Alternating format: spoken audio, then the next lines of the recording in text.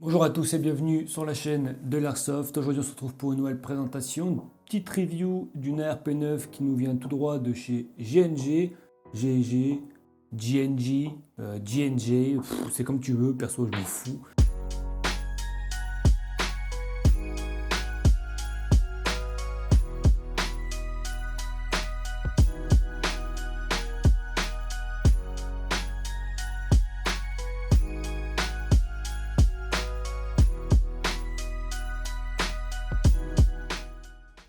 ARP9 version 9 mm, il existe deux versions, une version 5,56 en full métal avec des chargeurs type M4 et cette version là en nylon et en métal aussi, il y a des parties en métal, mais cette fois en version 9 mm, donc c'est des chargeurs de 9 mm style MP5 etc. etc. On part donc sur une petite boîte classique de chez GNG, on est sur une marque entrée de gamme de chez GNG Armament, la Combat Machine, voilà. C'est marqué sur le dessus GNG Armament Combat Machine, ça doit être marqué juste ici. Voilà. C'est une réplique électrique et on part tout de suite sur le petit unboxing. Donc, ne faites pas gaffe, moi perso c'était ma réplique principale, du coup je sais ce qu'il y a dedans, je la connais et en fait toutes les reviews pour l'instant, peut-être les 5 premières reviews qu'il va y avoir sur la chaîne, c'est mes répliques principales, donc c'est des répliques qui sont déjà équipées. Là j'ai enlevé un maximum de choses pour vous montrer brut, mais j'ai laissé le silencieux, enfin vous allez voir, j'ai laissé un accessoire puisque je ne retrouve plus le canon d'origine. Voilà. On tombe donc sur un manuel évidemment et sur une coque en plastique. Deux petites notices, un petit manuel de chez GNG, donc pour un petit peu vous faire part des précautions à prendre et également vous expliquer un petit peu comment on peut démonter la réplique, etc. etc. C'est donc fourni avec un chargeur iCap de 300 coups, donc à molter, hein. Ça dégage tout de suite. Personnellement, ici sur cette chaîne, jamais de la vie je vous conseillerais un chargeur à molter. Je suis anti-chargeur à molter, c'est vraiment de la merde pour moi. Donc voilà, ça jamais utilisé. Après, avis perso, hein, il y en a qui aiment, il y en a qui aiment pas. Perso, je vais voir de ça. Ensuite, on a une petite tige de débourrage classique, ça fait plaisir pour nettoyer l'arme, pour enlever les billes qui sont coincées. Et nous avons bien évidemment, donc moi ici, j'ai une petite poignée M-Lock, puisque le garde-main est en M-Lock. Elle n'est pas comprise dans le pack, évidemment. Mais oui, c'est une petite poignée angulaire comme ça. Elle n'est pas dans le pack, hein, c'est que moi je joue avec. Donc je voulais vous la présenter pour voir un petit peu le type de poignée que vous pouvez mettre dessus. De toute façon, vous pouvez mettre tout type de poignée tant que c'est en M-Lock. Et nous avons... je vais enlever ça, parce que ça prend beaucoup de place. Nous avons donc la RP9 de chez GNG. Donc comme d'habitude, début de vidéo, un plan de coupe sur la réplique pour que vous puissiez voir les marquages et la réplique d'un peu plus près. Donc voilà, comme je vous le disais, moi j'ai laissé le silencieux que j'avais. Si tu veux te le procurer, parce qu'il a un petit style un peu sympa avec une petite tête de mort, une petite tête de pirate, avec marqué Stay back 100 meters or you will be shot.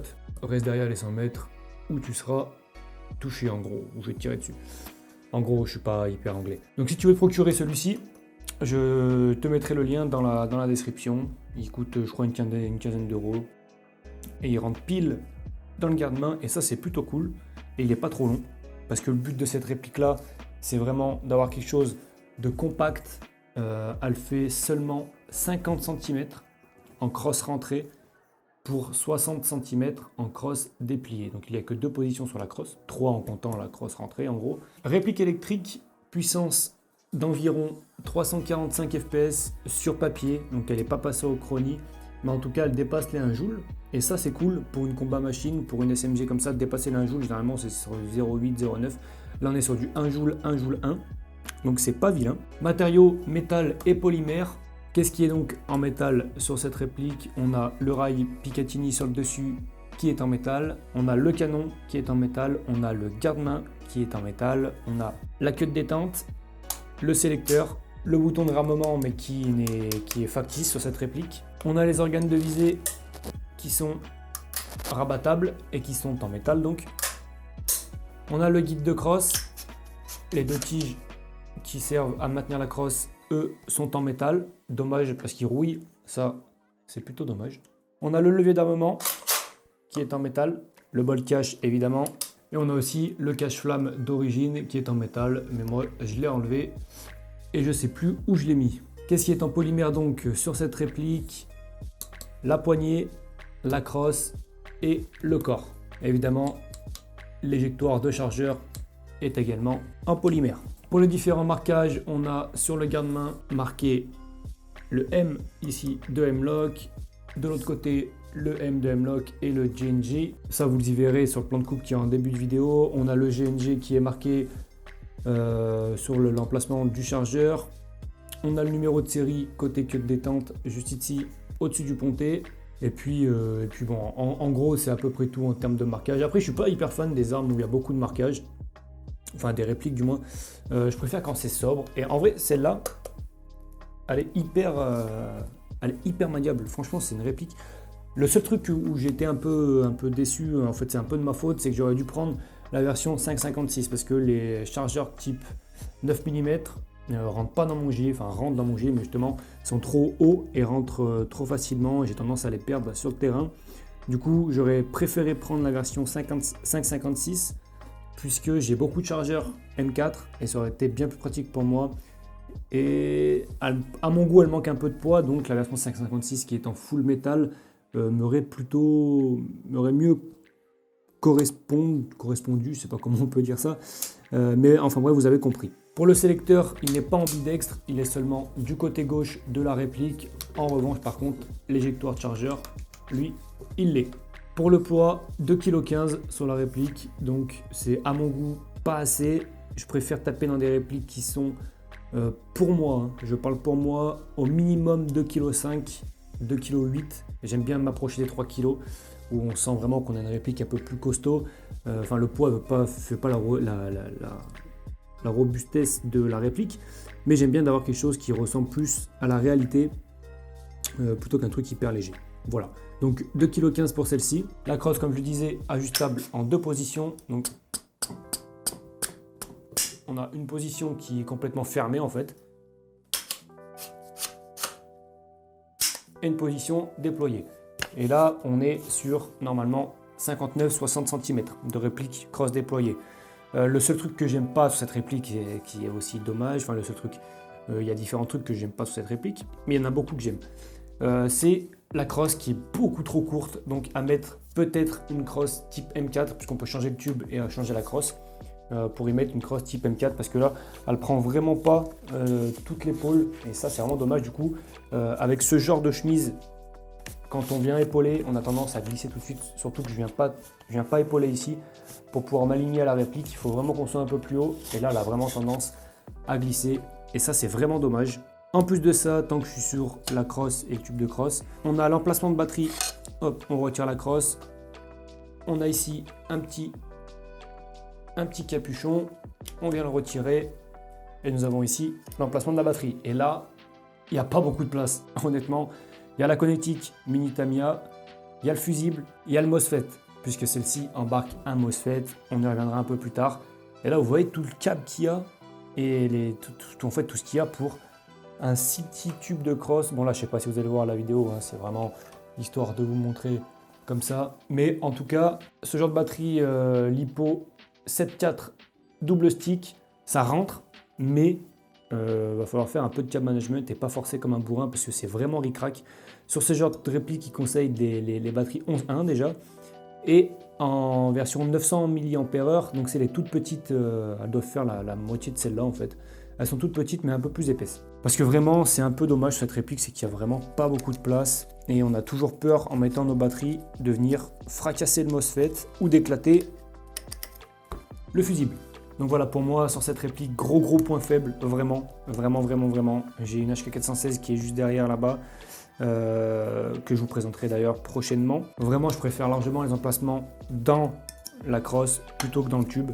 Donc évidemment, cette réplique n'est pas EBB, elle n'a pas d'electrical blowback. Calibre 6 mm et 3 modes de tir, 4 si on compte le safe. Donc on a une position safe, on a une position semi, on a une position full auto. Mais cette réplique avec le MOSFET, qu'est-ce qu'elle embarque? Elle embarque un mode burst, c'est-à-dire un mode 3 coups. Et ça, c'est génial, vraiment. C'est pour ça que j'avais choisi cette réplique. Parce que le burst est juste magnifique. Je vais vous montrer ça. Qui dit manipulation dit lunettes. Et regardez-moi cette mouche, mon vieux. Les lunettes grillagées, défamées. On dirait vraiment une petite mouche. Mais c'est juste pour vous montrer les 3 coups. Je vais voir ces lunettes, il faut que je les change. Ça me défonce les yeux. C'est un truc de malade. Donc, on a le mode safe, évidemment. On a un qui part. Un mode semi. Désolé pour tes oreilles. Un mode auto. Et ce qui est cool, c'est que si on reste appuyé sur la queue de détente en mode semi, on reste appuyé pendant 10 secondes, on n'a pas de bruit, on n'a pas de vibration qui fait que on sait que ça fait 10 secondes, mais on compte un petit peu dans notre tête. Ça doit faire 10 secondes, on repasse en mode auto et on est en mode 3 coups. On n'a pas besoin de rester appuyé, c'est-à-dire que juste si j'appuie, on a les 3 coups qui partent et ça, c'est cool. Et si on veut revenir, on revient sur le mode semi-auto, on reste 10 secondes comme pour l'activer et on repasse en auto et on est en auto. Voilà. Le grammage recommandé sur cette réplique, c'est de la 0,23. Personnellement, je l'ai joué en 0,28 et ça allait très très bien. Je vous conseille d'ailleurs, moi personnellement, de la 0,28 au minimum de la 0,25. Évidemment, le canon est fileté sur un filetage de 14 mm en anti-horaire pour venir y fixer divers accessoires, notamment un petit silencieux comme ceci. Vous pouvez y mettre un traceur, un modérateur de son ou un autre cache-flamme, à vous de voir. Pour les fixations, M-Lock pour tout ce qui est garde-main, Picatinny sur le dessus et juste à l'arrière, ici, un petit attache sangle pour venir mettre une sangle 1 point. Pour l'interne, très rapide, il intègre une gearbox V2 avec donc un MOSFET comme on a vu tout à l'heure et une type de détente micro switch. Évidemment, le hop-up est ajustable. Pour ce faire, on tire le levier d'armement, le bolt cache descend, on le garde à nous et le hop-up se fait ici via une petite molette. N'oubliez pas de le refermer avant de jouer. Voilà, donc globalement, c'est une très très bonne réplique. Honnêtement, pour l'avoir testé en jeu sur plusieurs parties, il n'y a rien à dire. Selon moi, les points qui me gênent, c'est le tube de crosse qui est trop court. Il y a des petites rallonges qu'on peut acheter sur le net, mais c'est pas non plus folichon. Le corps en polymère, j'aurais dû prendre la version 5,56 pour avoir du full métal, puisque c'est le poids en fait qui me dérange. Comme je le disais, je préfère m'approcher des 2,8 kg à 2,5 kg au minimum de chez minimum.